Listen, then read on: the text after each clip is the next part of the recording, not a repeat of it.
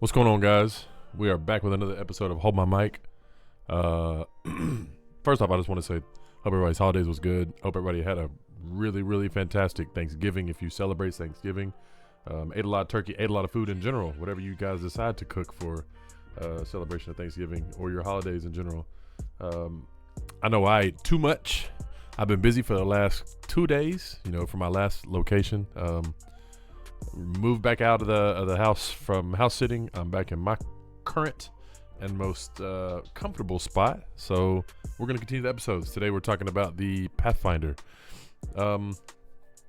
This is off a website. Actually, it's off a YouTube video. A guy have posted a full reveal of the Pathfinder, which works for me because we didn't have everything. We only had about half of it. So now I get to chit chat about everything. We're going to break it down from left side to the right side, and we're going to go from there. So brew concoction. She can choose from one of several throwable concoctions, allowing her to spend her flask charges to throw explosive bottles that deal various types of damage. A bleeding concoction will make your enemies bleed, while a fulminating one can shock your enemies, allowing you to do extra damage. It's not really that hard to understand. We just don't know the details of it.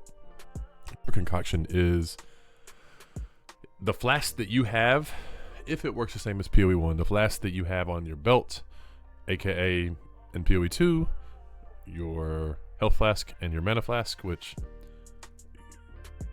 going by what has changed, I feel like that it's just a skill itself, right? And it's based off of the strength of your flask you have. Not necessarily uses your flask that you have on your belt, because back in PoE 1, when you threw a flask skill, an attack, it would consume a charge, right? Which could be detrimental. I ran across some interesting mechanics and stuff, and some like troubleshooting / problem solving when I played this skill for the first time back in PoE 1. I'll link a little picture of it in the top right corner here for you guys so you can see. How do I explain it to you? In PoE 1, any concoction skill was considered an attack, which you could scale it from attack damage, projectile damage, elemental damage if it has the elemental tag, or poison damage if it was poisonous concoction, right? You have two different kind of flask attacks in Path of Exile 1. Currently in PoE 2 we have 5, and I can tell you what those are. One is a lightning, it's the shock one. One's the bleed, which is the physical. One's fire. We don't know if that one involves crit or ignites. Probably will, most likely. We have a poison one, right? Poisons, chaos damage, and then we have a frost one, which will involve freezes and stuff and slows. Very self-explanatory. 5 different types. You pick one of the 5. You don't get the chance to have all of them. There might be a unique item, might be something down the road that we get that allows you to throw multiple different types, or one big ginormous combined concoction of all 5. Like, who fucking knows? It'd be wild if it happened, but as of right now, there's 5 different types of concoctions you can throw, and we honestly do not know any of the details. I'm thinking that we probably won't be using our flask charges, considering we only have 1 flask. So keep that in mind with that. It'll probably be more streamlined for PoE 2, which is very nice, because it was always a problem when you ran into the big issue of having too much attack speed. You ate up all your flask charges. No matter how much flask charges you gained, no matter if you got doubled, if you got 10 flash charges every 3 seconds, you ate them up. If you attacked fast enough, they were gone like that. Traveler's Wisdom. Traveler's Wisdom is actually really nice for, let's just say Traveler's Wisdom is really nice for the people who are trying to squeeze out as much as you can out of your ascendancy tree. 5 passive skill points are valuable in my opinion. I mean, think about it. If you played PoE 1, everybody skipped the bandits because the rewards weren't worth it, and everybody got the extra point, or aka the extra 2 points before they redid it just recently. So it was always skill points. Super valuable. Keep that in mind also. Your speed is unaffected by slows. Relentless Pursuit. While Relentless Pursuit makes her totally immune to being slowed by enemies. We don't really know exactly how many slows are going to be in the game in early access. We do know that it was very valuable to not be slowed to a certain point in PoE 1, but just because of how many sheer mechanics were comboed and stacked and layered on top of each other for over the past 10, 11 years, right? So with that being said, Relentless Pursuit could be good, but it also may be meh with the amount of content we have currently, right? Running Assault, very valuable. Running Assault allows her to move much more quickly while firing. 30% less movement speed penalty when you are using the moving skill. When you're using skills while moving. Sorry. In a sense, I don't know the numbers, so don't quote me on it. But I do know that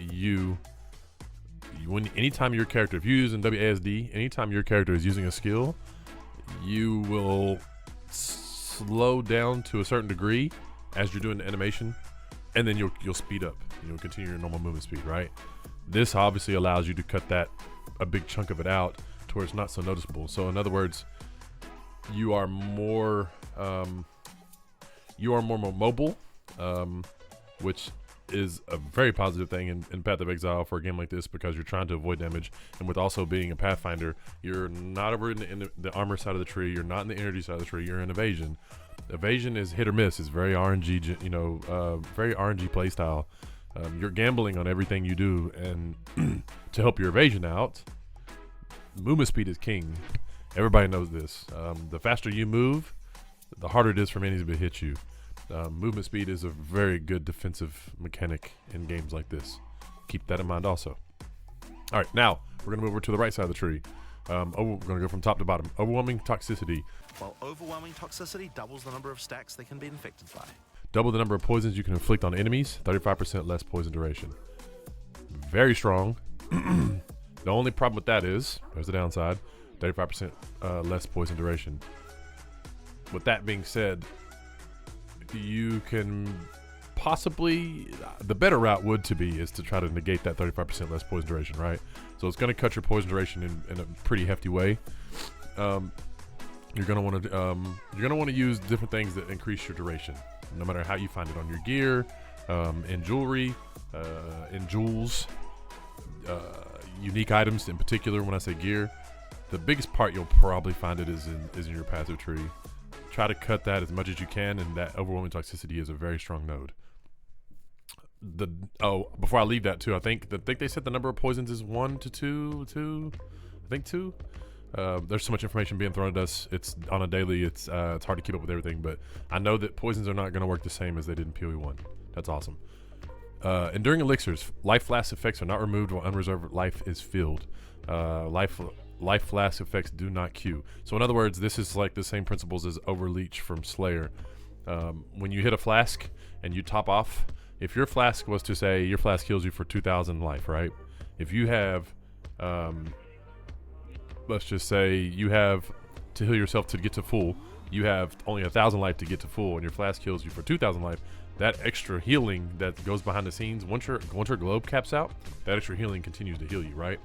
So instead of you go from half life to full life and your flask effect is over because it does its job, it continues to heal in the background. So when you take damage, that flask is still in act. It'll still continue to heal you. It'll keep pushing up until the duration of the whole flask is over. Good, very, very, very good node. Connected chemistry, flash charges gained are double. That's self-explanatory. If you have X amount of flash charges you gain on a regular basis, those are doubled. And the way you get flash charges, as we know right now, is by killing monsters. Awesome. Contagious contamination. Contagious contamination allows her to spread poisons between her foes. The most damaging poison on enemies you kill is spread to other enemies within 1.5 meters. It's a poison prolif. So the heaviest hit you get with a poison spreads to enemies. Very, very, very nice. Very good clear, very good mapping, very good storyline node to pick up first if you're looking to be into poisons. Overall, like, this class handles utility on the left side and also has very specifics for flask and poisons on the right side. I mean, we don't really know enough yet. This is probably the first full ascendancy outside the Witch Hunter that I've seen / done. By far, the only question that I have is being on the Ranger side, the dexterity side. How much defense do we have up front? Naturally, these guys are going to be super squishy. It's going to be hard to figure out how to micromanage this and figure out, balance between damage, because the damage is given. On the right side, there's insane amounts of damage. The brew concoction could be enough to be able to make a build around the throwing concoctions and flash charges. Awesome. But the utility she has, the ability to not be slowed, amazing. Also, relentless pursuit. Running assault, less movement speed while using a skill. you might be able to make one of the fastest movement skill characters in this game, man. Like, sky's the limit with this one, I think. So, she's very well rounded. The skills are it's very open to a lot of different things. You don't necessarily have to make her a bow character. You don't necessarily have to make her a melee character. She can be a caster. She can be a concoction thrower, right? An alchemist. Yeah, if this is in your archetype or your interest in builds, definitely check her out for sure. Hope you guys have a good holidays, and I'll see you in the next episode of Let Me Hold My Mic. I'll see you guys then.